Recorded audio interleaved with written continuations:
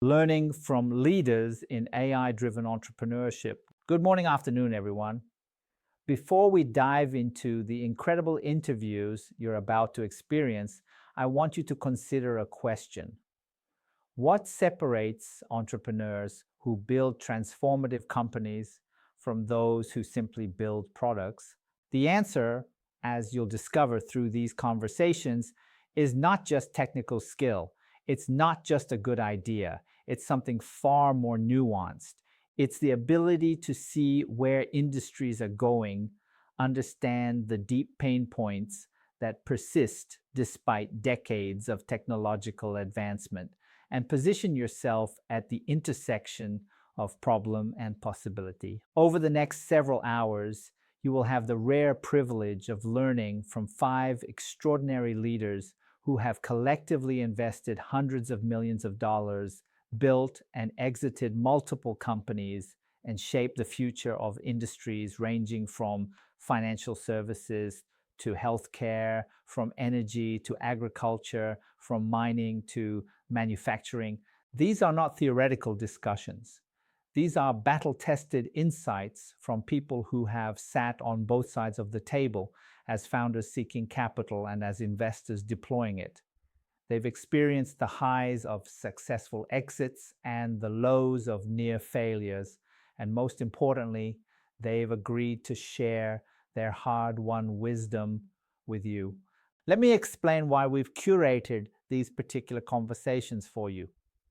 When we designed this program, we asked ourselves, where are the greatest opportunities for AI-driven entrepreneurship in the coming decade?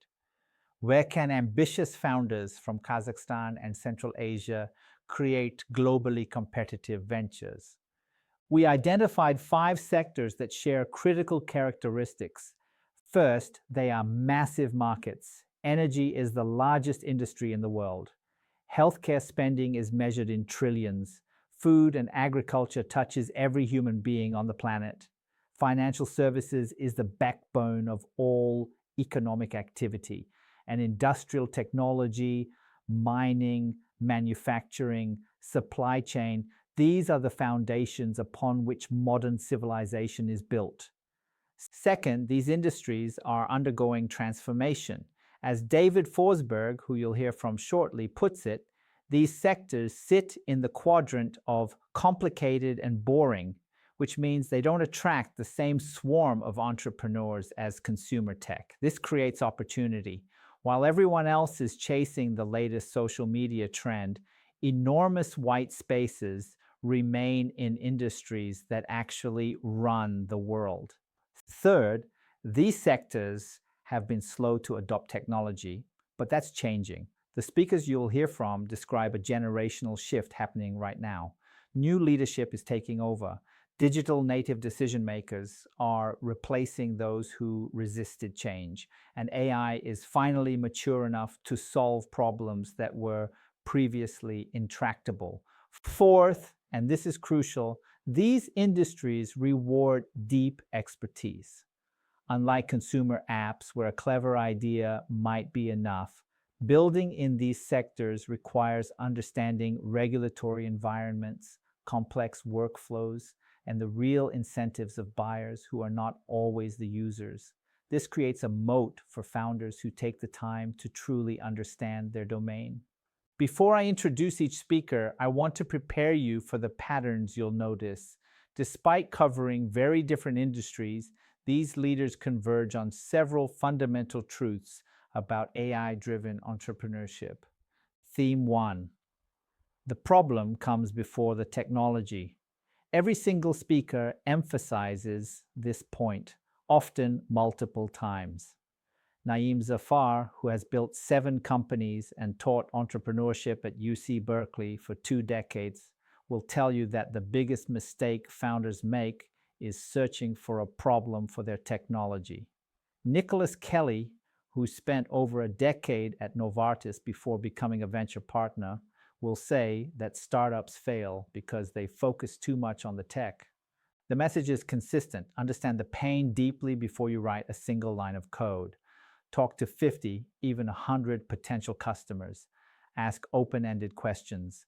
Don't pitch your idea. Instead, listen to their frustrations, their workflows, their decision-making processes. Theme 2, AI is a tool, not a magic solution. David Forsberg will challenge you to distinguish between AI and automation. He notes that perhaps 70% of products claiming to use AI have no actual AI in them. The point isn't to slap AI onto everything, it's to understand where AI genuinely provides value and where simpler approaches work better. Madeline O'Farrell at Dynamo VC echoes this when discussing industrial technology. The opportunity isn't AI for AI's sake. It's about solving real bottlenecks in manufacturing, mining, and supply chains, sometimes with AI and sometimes with straightforward automation. Theme 3, the user is not always the buyer. This is perhaps the most sophisticated insight you'll encounter. Nicholas Kelly explains this beautifully in the healthcare context. Patients use treatments, doctors prescribe them, and insurance companies pay for them. 3 different stakeholders with 3 different incentive structures. Daria Davidenko describes similar complexity in fintech, where regulatory compliance, reputation risk, and multi-party verification create layers of decision-making.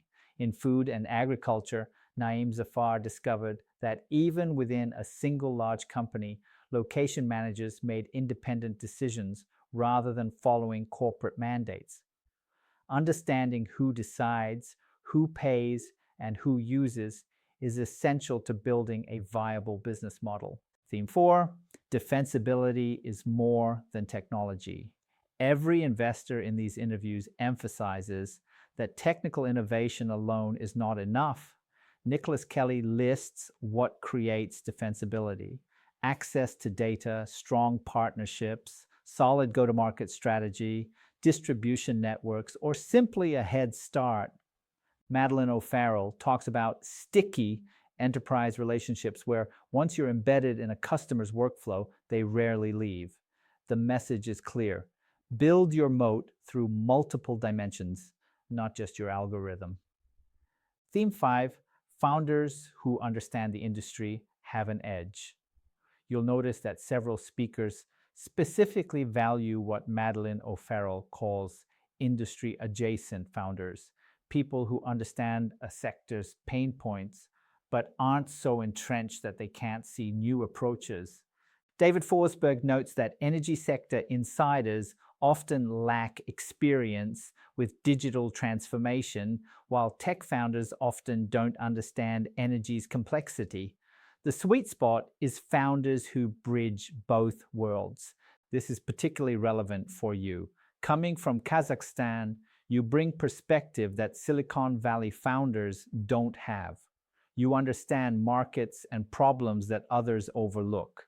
As Daria Davidenko points out, Stripe's success came partly from serving emerging markets and SMBs that larger companies ignored. That same opportunity exists for you. Let me now introduce each conversation and highlight what you should pay particular attention to. Interview 1, Daria Davidenko on FinTech and Financial Services. Daria brings a truly global perspective. Born in a small town in Russia, she studied in Japan, worked at Goldman Sachs in Singapore, Tokyo, and San Francisco, co-founded a startup in Silicon Valley, and now works in venture capital focusing on fintech. In her interview, she walks through the entire payment processing workflow from initiation to settlement and identifies where AI can create value. Pay special attention to her discussion of fraud detection and KYC, know your customer processes. She explains why the receiving bank cares just as much about fraud as the sending bank, a nuance most people miss.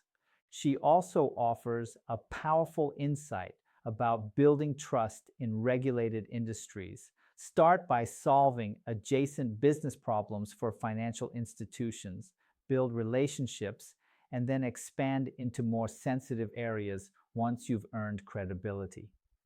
Interview 2, David Forsberg on energy technology. David's journey from quantitative trading on Wall Street to energy venture capital gives him a unique lens on automation and digital transformation.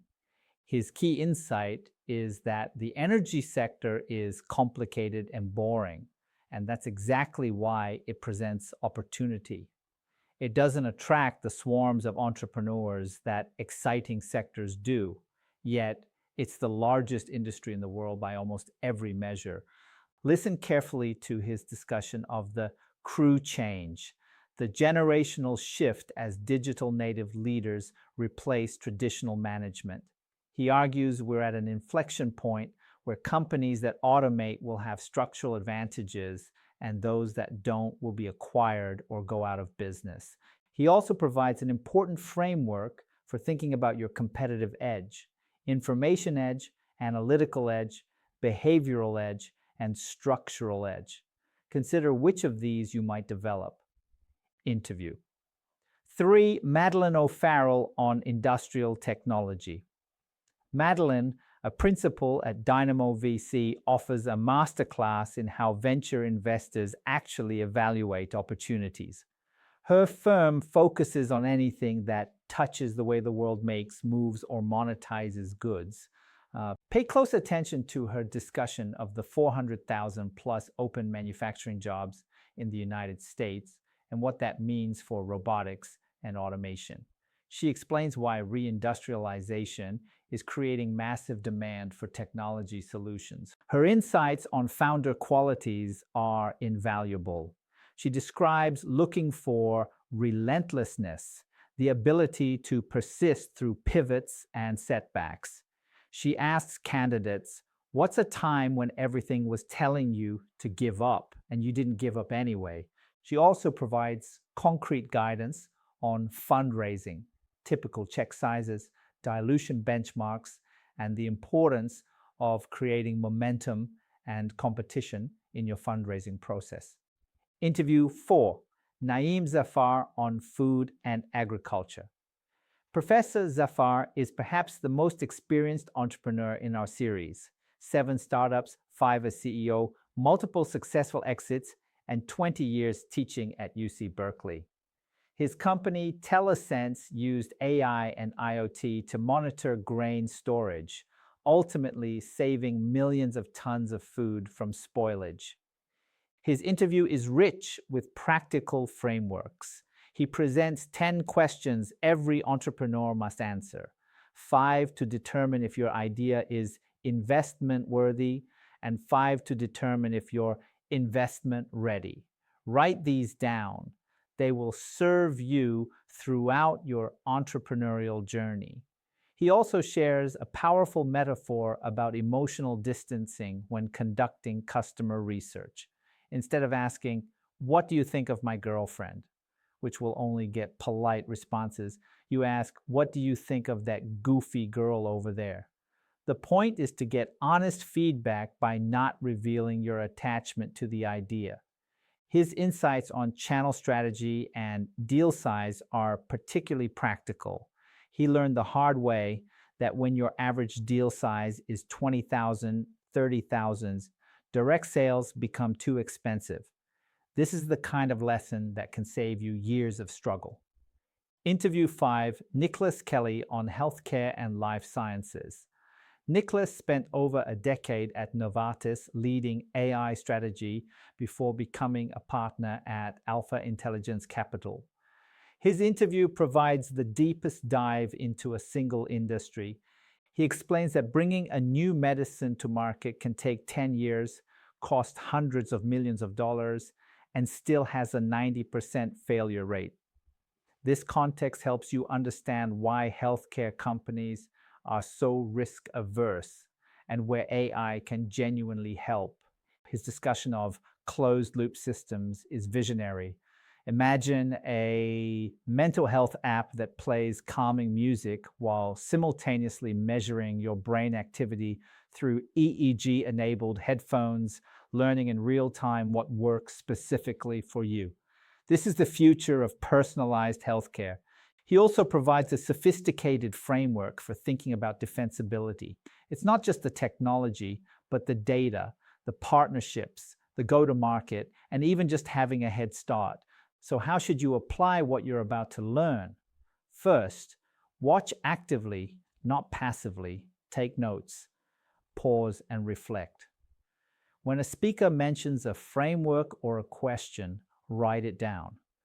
When they describe a mistake they made, consider how you might avoid it. Second, identify patterns across industries. Notice how the same principles appear in different contexts. The complexity of healthcare stakeholders mirrors the complexity of fintech compliance. The generational shift in energy parallels the digital transformation in agriculture. These patterns reveal fundamental truths about enterprise innovation. Third, consider your own potential edges. As you listen, ask yourself, where might I have unique insight? What problems do I understand that others don't? David Forsberg talks about taking technology that works in one market and adapting it for another. This is exactly what founders from emerging markets can do. Fourth, think about the timeline. Multiple speakers emphasize that we're in the early stages of AI transformation in these industries. The crew change is happening now. The technology is leaving proof of concept and becoming deployable. This means the window of opportunity is open, but it won't stay open forever. Early movers who establish relationships and build data flywheels will have advantages that compound over time. Fifth, remember that venture-backable entrepreneurship is different from traditional business. Naeem Zafar makes this point clearly. Over 99% of businesses are not venture-backable, and that's perfectly fine. But if you want to build a company that can scale rapidly and attract significant capital, you need to think differently about market size, unit economics, and growth potential. Let me close with something Naeem Zafar says in his interview. To be a successful entrepreneur, you need to be a bit of a misfit. You need a chip on your shoulder, something that drives you to take the hard path when the easy path is available. The founders who built the companies these investors backed didn't just have good ideas. They had relentless determination. They had the humility to listen and learn. They had the courage to pursue opportunities that others dismissed as too hard or too boring. You are sitting exactly where many of them once sat, at the beginning of a journey, with knowledge to gain and decisions to make. The speakers you're about to hear have collectively generated billions of dollars in value. They've created technologies that protect food supplies, enable secure financial transactions, discover new medicines, power cities, and move goods across the world. And they're sharing their wisdom with you because they believe the next generation of great companies can come from anywhere, including Kazakhstan. So listen carefully, take notes, ask questions when you have the opportunity, and then go build something that matters. Let's begin.